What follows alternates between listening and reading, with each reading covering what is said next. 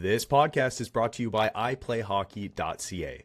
iPlay is the leading hockey insurance provider to coaches, camp instructors, spring and summer hockey leagues, and tournaments across Canada. If you need insurance for hockey, iPlay has you covered. iPlay also provides hockey players and coaches with a wide range of free tools, drills, and skills in their drill vault to enhance on-ice performance, and they provide crucial off-ice knowledge as well. So if you need insurance for a hockey team, league, or camp, or if you just want to teach your kids some new drills, head on over to iPlayHockey.ca and check out their new website. What's up, everybody? Welcome to episode 282 of the pod. Just Cody and Abrams with you for this one. Melbourne had some work things that were pressing come up, so we are without him this evening. And Case, great to see you here. And let's waste no time getting into the meat and potatoes here, brother. Second round check-in, like we did for round one of the Stanley Cup playoffs. And it's hard to believe that we already have a team that has advanced into the Eastern Conference Finals, just one so far, and that is the Carolina Hurricanes. So we have to start with them eliminating the Philadelphia Flyers in round two. A clean sweep, a quick 4 games, and it is over for the Flyers. The Hurricanes, what a start for them, man, and a perfect 8-0 to start the Stanley Cup playoffs. We really haven't seen this kind of start to the postseason since the Edmonton Oilers in 1985, I don't think. What a run for the Hurricanes, back in the Eastern Conference Finals for the second year in a row. What do you make of this? I want to say that I heard it was the 5th time ever for a team to start 8-0, which is pretty insane on top of that 1985 stat. And yeah, I want to say, we're shocked to see a team's already moved on, but it took them in 5 games for a reason.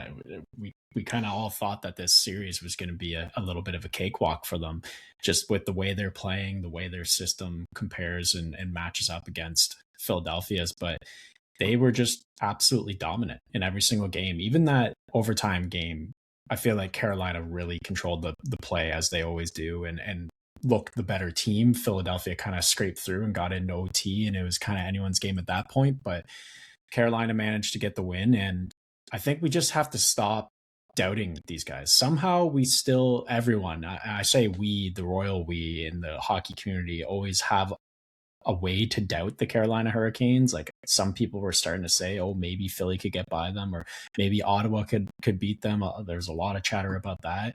We have to stop doubting these guys. They've been dominant for a long time now. They have a dominant team, especially this season, but they've been back to the Eastern Conference Finals. What is this, 3 years in a row?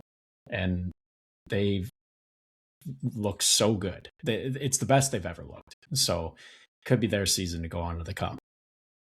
Yeah, it certainly could. And look, I don't understand why there are still people out there doubting this hockey team, but they are a damn good hockey team, and they look absolutely unbeatable right now. So there we go. Carolina off to the Eastern Conference Finals once again, a perfect 8-0 start, and 2 sweeps get them to that point. Round 1 defeat of the Ottawa Senators, now the Philadelphia Flyers, the Hurricanes' latest victim.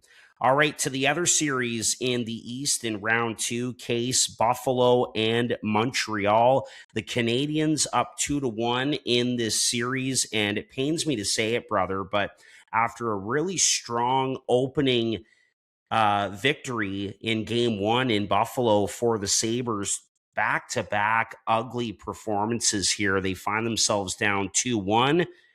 Safe to say, I think game 4 is an absolute must-win for the Sabres in Montreal to get themselves back in this series, tied at 2, headed back to Buffalo for game 5. Yeah, just quickly, I want to correct myself about that 3 in a row for Carolina. It was this year, last year, and then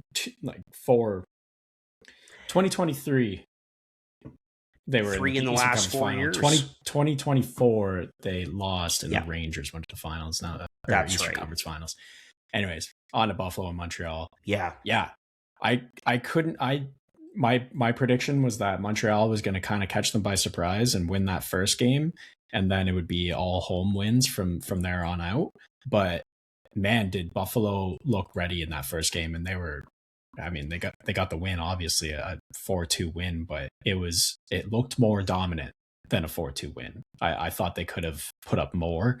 Dobish, as always, has been kind of standing on his head in that series, and just a very good look from Buffalo. And then kind of moving on, Montreal, you give them an inch and they take a mile, and it's really the case of special teams, I'd say, so far in this series, and especially that last game, just a couple stupid penalties from Buffalo that led to some goals going in. You think of that Beck Malstein one as just the first one to come to my mind. Like, you crash the goalie that hard, you're gonna take some licks and also get a penalty, and yeah, Montreal has been a weapon on the power play. And then on to the next point of this series, I'd say, is Buffalo has been non-existent on the power play, and they've really got to sort that part out. Totally. It's the ongoing mystery. By the way, Mallenstein did receive a fine for for running into Jakub Dobish. And he's lucky he didn't get a major on that play, because that was ugly. Now, because he's a Sabre, he's on, the team that I cheer for, like, to give him the benefit of the doubt. Like, was he trying to jump over Dobish there? I get it. These guys are flying at full speed and all that, but at the end of the day, it did look ugly. And the Sabres and Mallenstein are lucky that penalty wasn't any worse off for them. So want to get that out of the way first. But yeah, man, really good opening performance from the Sabres. And then you knew that Montreal was going to adjust and bounce back and, tie the series up. And then again, that last game at the Bell Center, I think, in game 3 on Sunday night, I think Buffalo,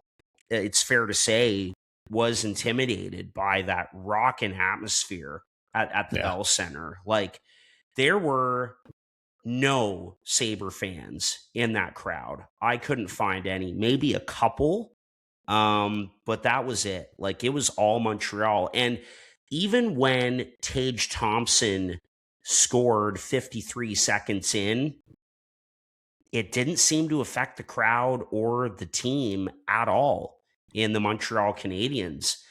They responded. They got terrific goaltending once again by Jakub Dobish. And, another thing that I'll say, and it pains me too, but Case, as much as I love Rasmus Dahlin, and I do, and he is deserving of being a Norris Trophy finalist, he is not the best defenseman in this series. It's Lane Hutson.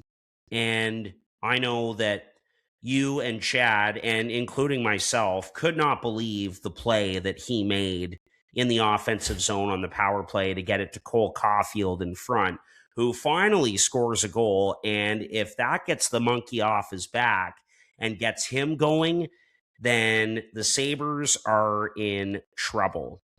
Because the Canadiens were waiting for that. And, Case, another point I'll make too is that the Canadiens just have more guys going right now than the Sabres do. Thompson did score a goal. He did get an assist, but I think he's a -7 through the first 3 games of this series. Alex Tuch had an amazing first round series against the Bruins. He's kind of dried up offensively. They need their big dogs going. It can't be all up to Zach Benson and Josh Doan. So they're going to have to get their big guys going. And maybe they look at making a goaltending change as well, because, as we've talked about with Alex Lyon, he either goes on a stretch of games where he's really hot, and then he crashes, and the last couple of games, by no means are they all his fault, but at the same time, he might need a break. So those are kind of my thoughts on the Sabres, but man, the Habs, look really good there, up 2-1 here heading into game 4. And again, just a must win for the Sabres on Tuesday night. BetterHelp is the paid partner of this video. The new year is a blank space for you to write a new story. BetterHelp makes it more convenient to get you started. BetterHelp is fully online, making therapy more comfortable and convenient. They carefully make sure therapists on the platform are well qualified, and their customer support team is there to help you if you have any questions. With over 7,000 reviews and a 4.5 rating on Trustpilot, BetterHelp is a platform you can trust. Your next chapter starts today.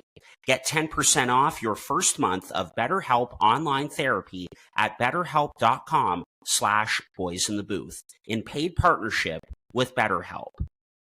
Yeah, it's interesting. I was going to ask you if you thought they'd go to UPL in this next game and net, and I could see it. It felt like they were riding the hot hand for a while, but UPL was the guy this season. So I feel like once you find yourself with your backs against the wall, you gotta tip it to the guy who got you there and let him try to run with it now. But yeah, when you talk about Montreal having more guys who are hot right now, like first, I just want to point out a couple of them. Newhook has been just a revelation for them so far, especially this series, but in the playoffs in general.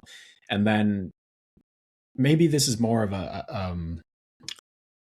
this is more speaking to Marty St. Louis' ability to switch lines around, but it feels like anywhere that he slots Newhook in, it's worked and it's made an immediate impact. And then also kind of the way he's been forming that fourth line, and then they looked the best in game 3 there, that Dak, Bolduc, and Veleno. I mean, they had one shift where they were on the ice for 17 seconds, scored a goal, and then he took them off after because they don't run them after a goal. It's just, I've been impressed with St. Louis' ability to get guys going, and I haven't really seen that out of Buffalo. I feel like you haven't got much out of Tage Thompson this series, and he hasn't really played on any other line this whole time. You haven't thrown anyone else out there. It's been, Krebs and Tuch the whole time, which Tuch has probably been their best performer on forward. But, well, other than the ones you mentioned, Doan has been awesome. Benson is just a fireball. And then another guy like Kozak. So you have the guys in your middle to bottom 6, like you can match up a Newhook the way he's played, Bolduc and Dak, how they've played, to guys like Kozak and Doan, McLeod, but Benson, you haven't got that top level play from a guy like Tage Thompson, in that you have in Slafkovsky, who's been maybe not scoring as many goals this series, but has been playing phenomenal and has been setting up and creating chances. And then Suzuki is just continuing this steady play from him. It's really great. So yeah, there's not as many guys going right now, and that's probably a good way to put it. No, for sure. And Elliot Friedman actually brought this up on the latest 32 Thoughts. He wonders if you split up Benson and Doan, because we've seen that during the season. Like, Benson has gone up top with Tage and Tuch, and that's what I'd like to see. And he gets them going, and Doan can do that as well. So yeah, Tage, Tuch, Josh Norris is a guy who needs to get going as well. And then a couple of other guys kind of in the middle of your lineup that I think are really snake bitten right now. I mean, how many times have we seen Jack Quinn hit a post in this series alone? Like, that guy just can't buy a goal. So I knew you would agree. And, that's the reality right now. The Canadians just have more guys going, but if you're the Sabres, you got to reset quickly here. You got to go back into that building on Tuesday night, and you got to play a good road game and get a win and get this series all knotted up at 2, headed back to Buffalo for game 5. And listen, I'm not in panic mode yet. I think they can do that. I think we very well could be looking at a 2-2 series going back to game 5. But you got to get there first. Yeah. Yeah. I have to steal one at the Bell Center now. But For sure. I want to go back to Mallenstein and kind of, running into Dobish there. Sure. Maybe it's not intentional, but it kind of felt to me like he was taking a page out of the Sam Bennett, Chris Kreider book of trying to shake Dobish. And they've been doing this all series. And you've seen it in Tampa too. And I think maybe it's because he's got a bit of a track record of having high emotions and even low emotions in that press conference, just coming to mind.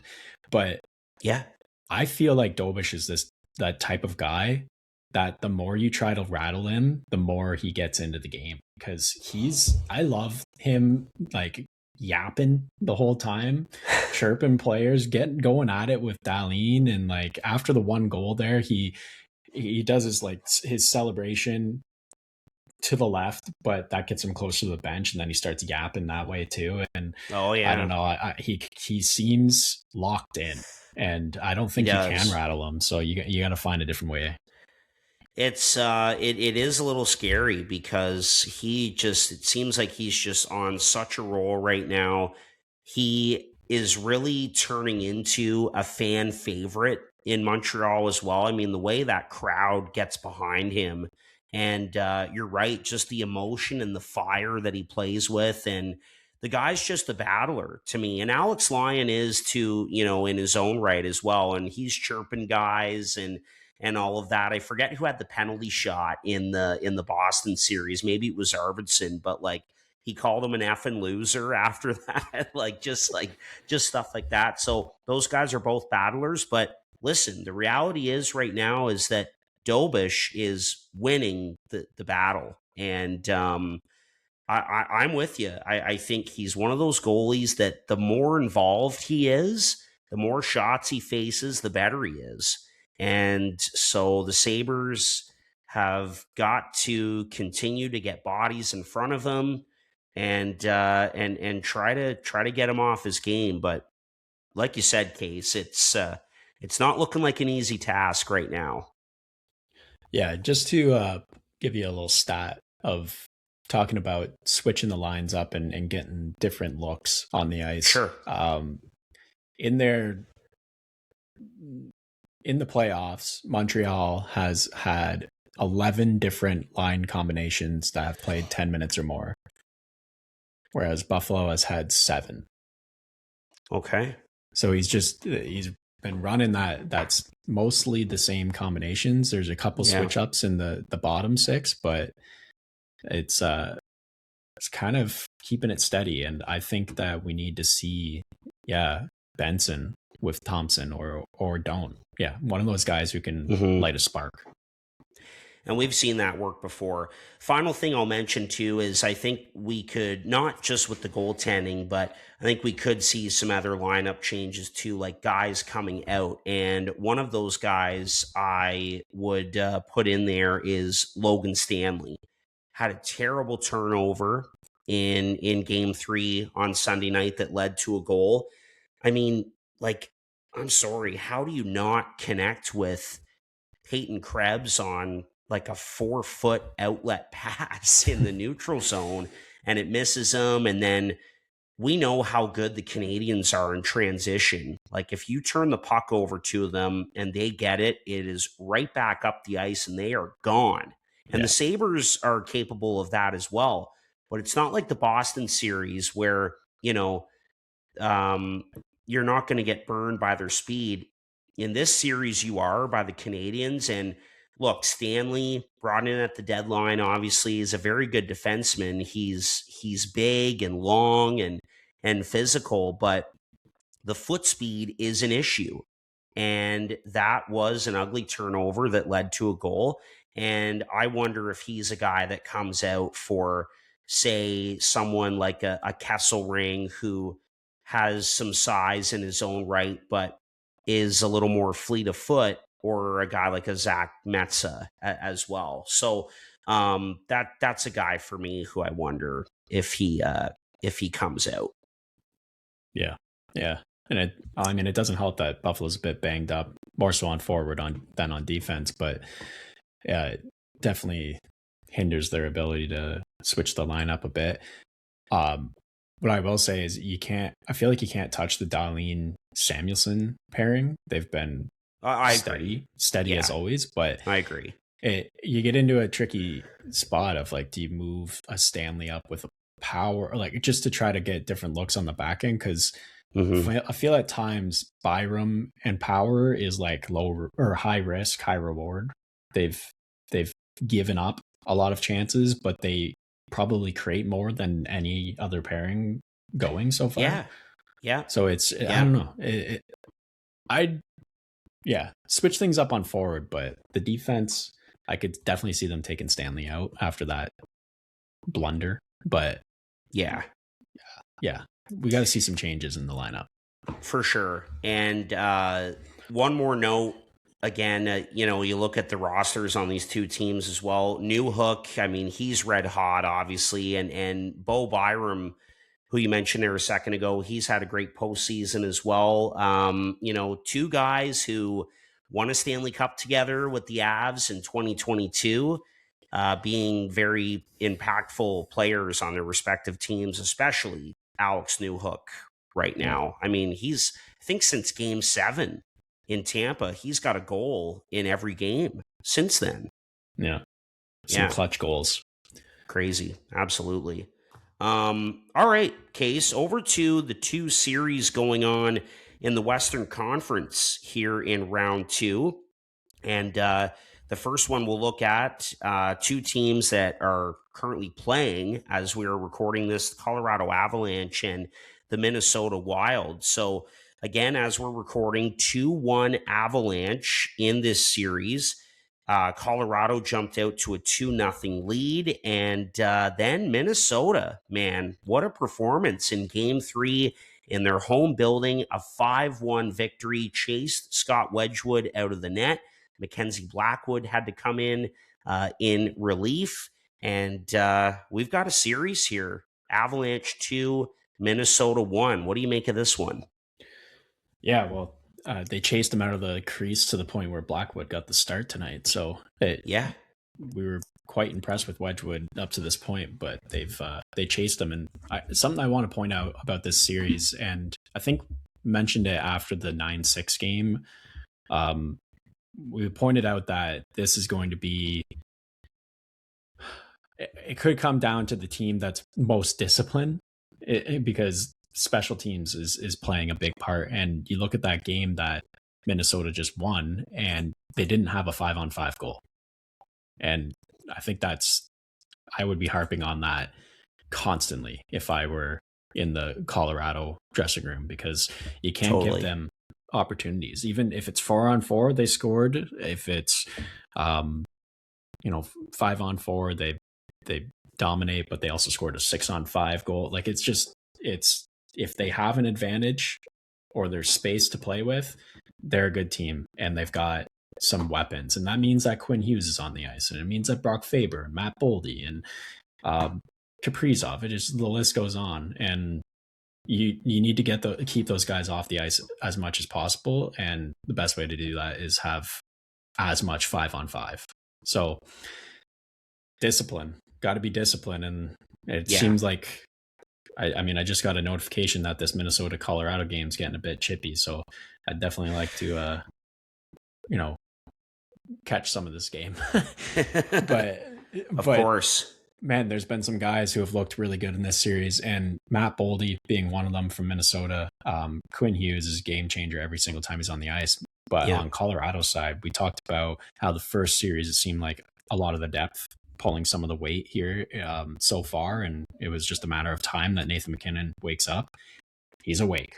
He's here because he has been sick in this series and has put up, like, I want to say he has 7 or 8 points in the first 3 games. And that's a scary thing if you're Minnesota. You don't want to wake that sleeping beast. And Makar has been fantastic as well. So yeah, the stars are showing up here. It's going to come down to depth and special teams. This podcast is sponsored by SeatGeek, the absolute best ticket app out there. SeatGeek takes the confusion out of buying tickets, making it quick and easy to get the best deals to tickets at your favorite sporting event. SeatGeek does this awesome thing where they score each ticket out of 10 based on its value, so you know whether you're getting a good or a bad deal. Last time I got tickets to see the Devils play, I first saw red tickets. I waited it out, monitored the price in-app, and once I saw green, I pulled the trigger. SeatGeek makes it that easy. And here's the best part. SeatGeek has completely hooked us up. Boys in the Booth listeners get $20 off their first purchase on SeatGeek with the promo code Boys in the Booth in all caps. Click the link in our description to download the app, and remember to get your discounted tickets using the code Boys in the Booth in all caps. Get great seats for a fraction of the cost with SeatGeek. Not much more to add there, Case. I think you did a nice job kind of summarizing things there. The other thing I'll say about MacKinnon, like the guy's out to hit as well. Like the physicality from him is scary too if you're the Minnesota Wild as well. But good on the Wild to get that victory in Game 3, get themselves back in this series, and we'll see how the rest of it goes. Minnesota certainly isn't going to make it easy on Colorado. They're a good team in their own right, and I'm with you. I'd like to catch a little bit of this Game 4 in mini. So we'll move on here to our final series in round 2 here in the West. The Vegas Golden Knights and the Anaheim Ducks tied at 2 after 4 games in this series. Nice win for the Ducks on home ice on Sunday night to even up this series at 2. And Mitch Marner, man, what a playoffs for him so far.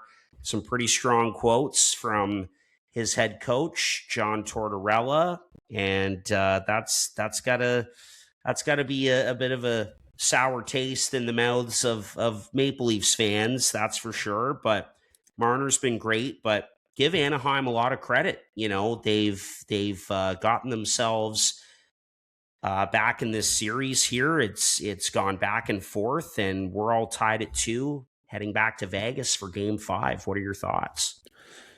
Yeah, you know, I didn't know how Tortorella and Mitch Marner would work out when I heard that coming together, but it's been a pleasant surprise for them. And I was watching that Vegas game, and he scored his second goal, and I was just kind of laughing at it.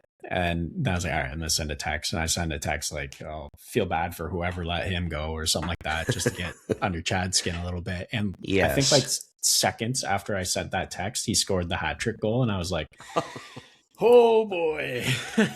He's got 16 points in 10 games now at these playoffs and 6 goals, which is, you know, not usually his MO, but he's been so good. And you know, some of those goals in a gritty area, one of them was just a big walk-in slap shot. Like he's scoring in many different ways and looking really good. There's a few guys on Vegas that, I mean, no one's surprising. I mean, it's Marner and Eichel and Dorofeyev, or Barbashev as well. All of these guys, you expect this from them. So they're clicking on all fronts there.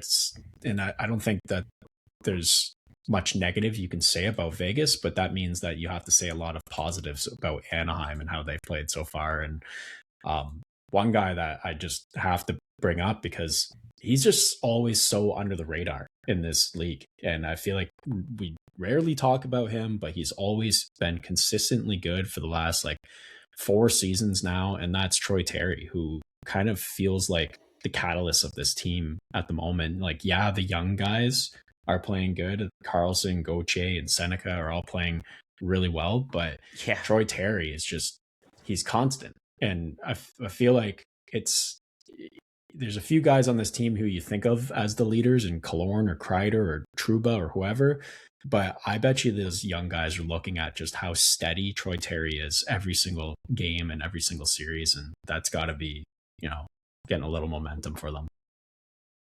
Totally. And he is a guy that kind of gets overshadowed a bit now. Yeah. It didn't used to be that way in Anaheim when thinking about Troy Terry, but now that you've got the Carlsons and the Gauthiers and the Senecas and all those guys that you just mentioned, he does get overshadowed a little bit. But yeah, he's just been a steady pro for that team and continues to be really good for them. And they're getting some of their depth chip in as well. Ian Moore, who can play both on the back end and on your fourth line as well.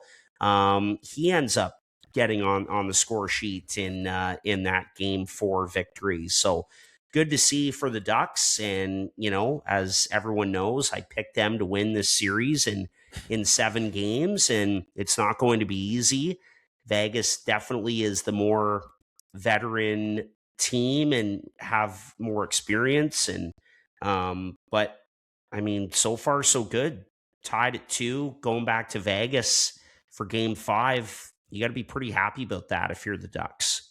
Yeah, and talk about a depth guy, Ryan Poehling, who had 11 goals in the regular season, has 4 in the playoffs. So yeah, he's shown up in a big way, and yeah, it's a lot of scoring coming out of Anaheim, and that doesn't shock anyone. But we'll see if that can continue to be, get them the win, playing all offense and no defense.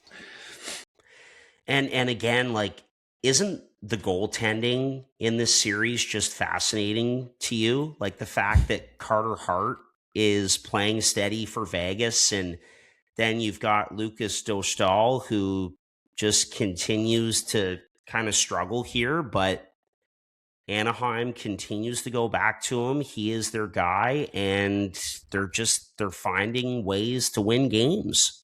Yeah. Dostal's been a bit better this series, I'd say, but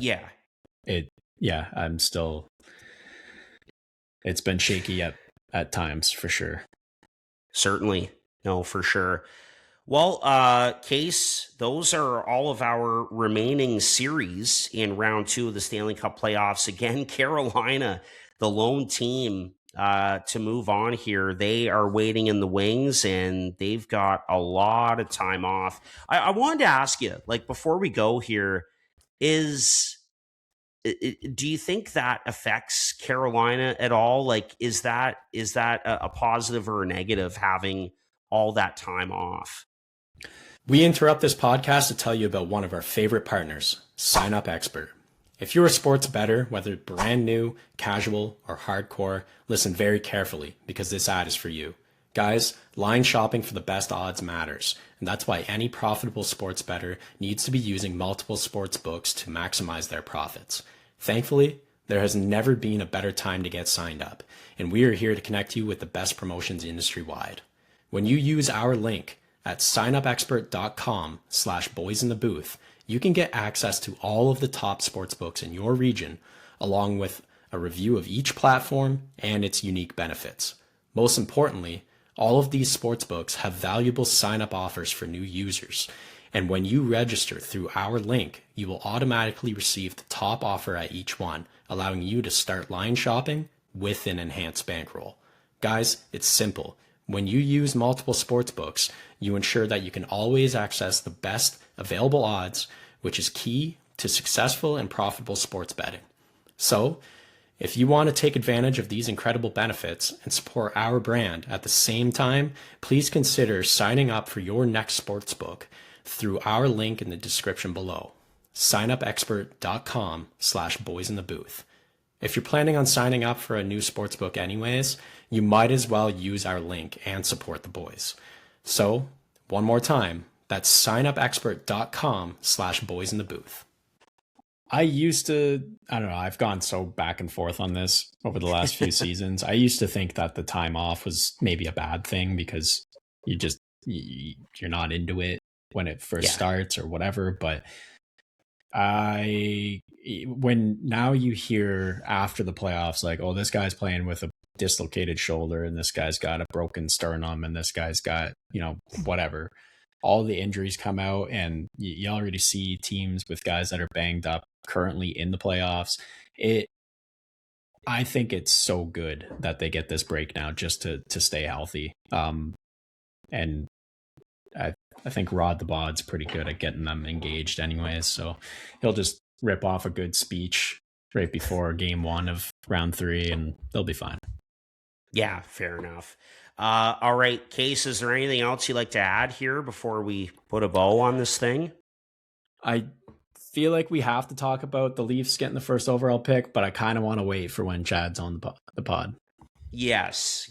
And by the way, if you haven't listened to it yet, go and check out the All Leafs episode that Chad and I did, talking about the hirings of John Chayka and Matt Sundin to their front office, and yes, getting that number 1 overall pick in the NHL draft lottery. So yes, we will bring that up again, Case, when we get Chad back on with here. All three of us back. Yes, yeah. That's right.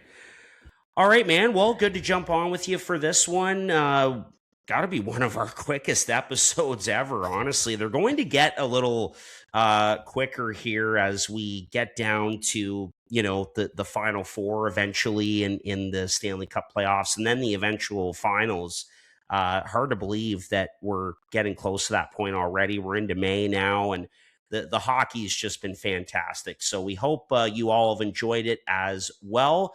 Thanks so much for listening to episode 282, and we'll talk to you again soon.